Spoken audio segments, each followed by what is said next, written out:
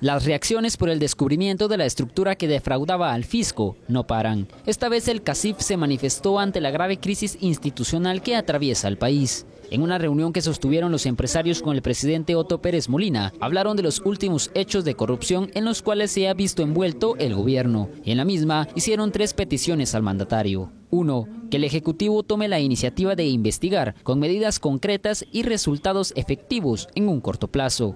2. Demandamos al presidente garantizar la independencia del sistema de justicia y de los órganos de investigación que participan en este caso y en otros que se presenten, y se asegure que estos operadores de justicia puedan actuar libres de cualquier presión o injerencia política en el ejercicio de su labor. Y 3. Que el presidente de la República requiera la presentación inmediata de las declaraciones patrimoniales de todos los funcionarios públicos que han sido señalados de tener vínculos con redes de corrupción. Pero a todo ello, el presidente Pérez Molina solo les dio como respuesta que iba a analizar sus peticiones y luego darles una respuesta. El señor presidente nos manifestó que iba a analizar el memorial que en ese momento le estábamos presentando. Sobre las manifestaciones que se llevaron a cabo el fin de semana, el presidente de CACIF dijo que es una clara muestra del cansancio de la población por tanta corrupción. José Carlos Vega, Azteca Noticias. Una semana de muchas reacciones en torno a la banda de defraudación aduanera y también a las protestas que llegaron a las calles el pasado sábado. Doctor Blum, en cuanto al requerimiento del patrimonio de, el binomio presidencial y de todos los funcionarios involucrados en esto, ¿qué desataría? ¿Es posible, se puede dar que presenten su patrimonio o esto estaría vinculado también a vicios, a falsas presentaciones? Bueno, el problema es quién los vigila a ellos, quién va a hacer una auditoría de esas declaraciones patrimoniales. Yo creo que es muy importante que los funcionarios y que todo el gobierno sea transparente y uno de los mecanismos es ese. De hecho, a mí me parece muy importante las manifestaciones que ahora la gente, sobre todo creo aquí en la ciudad de Guatemala, está exigiendo transparencia al gobierno. Esta es una de las cosas que solamente cuando se crea una clase media, un grupo de gente que es más educada y que puede en ese sentido exigir transparencia al gobierno. Y de hecho yo creo que es muy importante también el que nos demos cuenta que un buen gobierno requiere de buenos ciudadanos. Si no hay buenos ciudadanos, no hay un buen gobierno. Un buen ciudadano es el que exige, es el que participa, es el que vota, es el que de alguna manera vigila a dónde se va lo que pagan ellos en impuestos. Entonces yo creo que esto es una cosa muy importante para Guatemala, que la gente se manifieste, que la gente diga a dónde se va mi dinero, el dinero que yo pago en mis impuestos, porque solamente vamos a tener buenos gobiernos cuando haya buenos ciudadanos y que participemos todos en la política. La política es, sin duda, la actividad humana más alta a la que un hombre puede aspirar. Señor Zapeta, en esa misma línea, ¿qué pasa si no se presentan estos patrimonios? Ya vimos que hay bastante descontento en cuanto a las personas que se les dio medida sustitutiva. Incluso se presenta esta semana un posible antejuicio en contra de la jueza que lleva el caso. Sí. Si no se presentan estos patrimonios, si continúa la situación, así que podemos esperar de los movimientos cívicos de los que hablaba el señor Blum. Creo que yo me adelanto a decir que no los van a presentar. Esta petición tiene 2 objetivos. El patrimonio observable, medible, que la ciudadanía exigiría en este caso y que empieza CACIF, nos llevaría entonces a ver si hay un enriquecimiento ilícito o no. Ese es el objetivo, porque la prueba tiene que pasar, la prueba del caso de la línea en defraudación de la SAT tiene que también explicar dónde está el dinero. Una de las quejas de la jueza era precisamente que habían presentado grabaciones y que habían presentado algunas reuniones. Y ella decía, pero faltó el dinero o faltó, si realmente se puede comprobar que hay enriquecimiento ilícito, ese dinero que está, ¿dónde está? Está en propiedades, está en inversiones, está en, no sé, en sacar jade, ¿en qué está ese dinero? Y lo segundo, yo digo que no lo van a presentar porque precisamente, José Eduardo, antes de entrar al programa, platicábamos de una entrevista que le hiciste precisamente a la vicepresidenta ahora, en la cual le preguntaste insistentemente acerca de una propiedad, no 6, 7, ¿cuántas fueron? En ese momento solo se había descubierto una, que era en el puerto, ¿verdad? Y ella colgó, no quiso responder, y creo que fueron 4, no sé cuántas veces que directamente esta propiedad es suya. Y ella nunca, no dijo no lo negó, y al contrario, rompió la comunicación. Entonces no lo van a hacer, además van de salida. ¿Por qué tendrían que hacerlo? Y agrego un tercer caso aquí para todos nosotros, y es ¿dónde está la Contraloría General de Cuentas? Porque en mucho de esto también estos personajes como el Contralor han pasado muy desapercibidos en estos casos, pero es importante tenerlos presentes, que ellos tendrían que hacer. ¿Dónde está la IVE?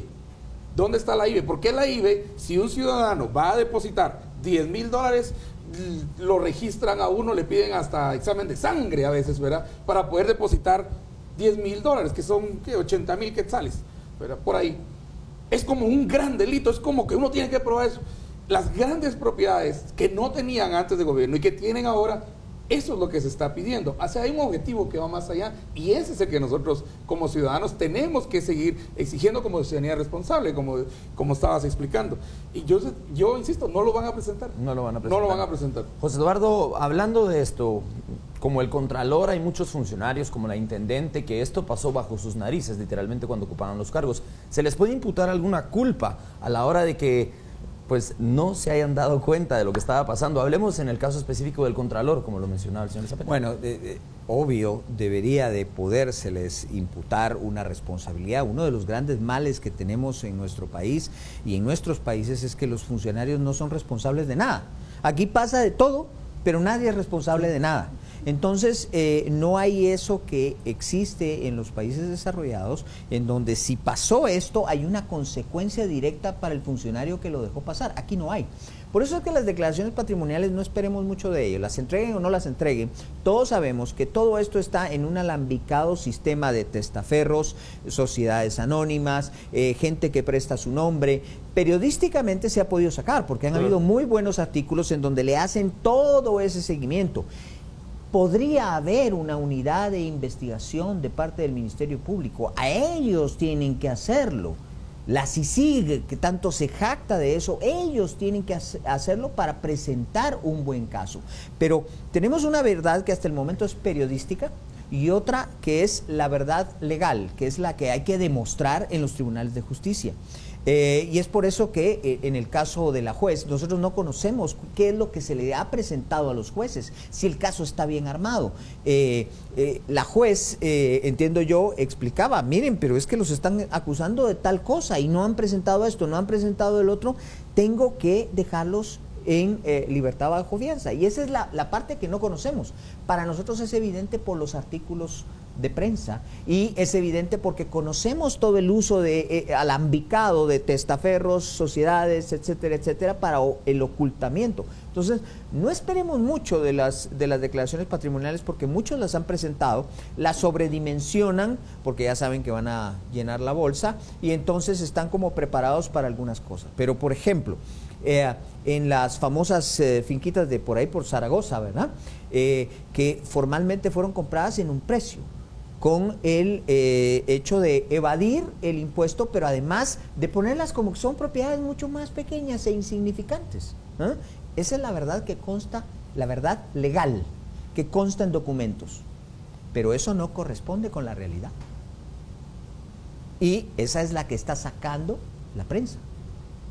Bueno, otra de las reacciones esta semana es la destitución de la Intendente. Hablábamos de eso, de funcionarios irresponsables.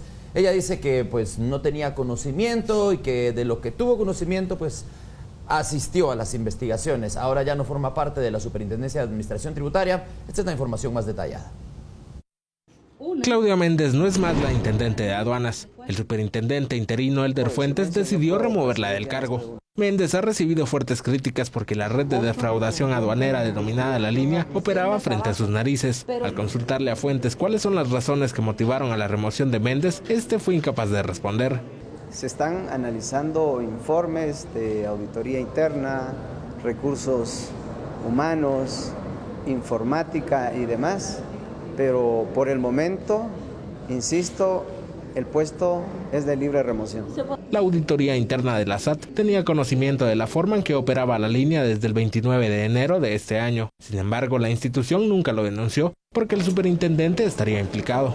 No podemos tener todo ese tipo de evidencias porque únicamente apenas tenemos 3 meses de tener nosotros la denuncia. La próxima semana los miembros del directorio de la SAT definirán una terna para que el superintendente escoja al sucesor de Méndez en la Intendencia de Aduanas. José Miguel Castañeda, Azteca Noticias.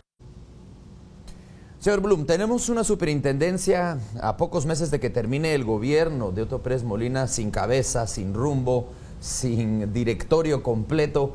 ¿Qué le puede esperar al próximo gobierno o al año electoral en sí la deficiencia de la superintendencia? Tenemos el problema que ya decía Eduardo, de que las leyes son demasiado complicadas. ¿Cómo es eso de que llevamos apenas 3 meses investigando? Es decir, debería ser una forma de investigarse mucho más rápida, pero las leyes son tan complicadas. El sistema nuestro es un sistema sumamente complicado, hecho por ellos mismos, precisamente para cubrir sus espaldas. Ahora, lo que hemos visto, es decir, no en Guatemala, pero por ejemplo en México, es que gobierno que viene le cubre las espaldas al gobierno que sale. Porque al final de cuentas, los gobiernos muchas veces son realmente unos sistemas de reparto del botín. Desde 1929 en México, por ejemplo, se estableció el sistema político que sigue a la fecha existiendo. Y es un sistema en donde si uno se porta bien, se pone en fila, cumple con las reglas no escritas del sistema, que son básicamente la omerta, el silencio, entonces uno puede llegar en un momento dado a gozar del reparto del botín. Y esto pasa. Cuando en México hubo el cambio del PRI al PAN, el partido de oposición que llegó en el año 2000, parecía como que podía cambiar esto, pero sin embargo el presidente que ganó, el presidente Fox, de alguna manera parece ser que decidió, ok, vamos a no mover las aguas demasiado, porque yo sé que voy a durar 6 años y cuando termine mi periodo, yo no quiero que me muevan a mí las aguas. Y entonces es un sistema de complicidades. Y claro, aquí en Guatemala, cada cuatrienio hay cambio de gobierno, pero de alguna manera las reglas no escritas están ahí y se mantienen.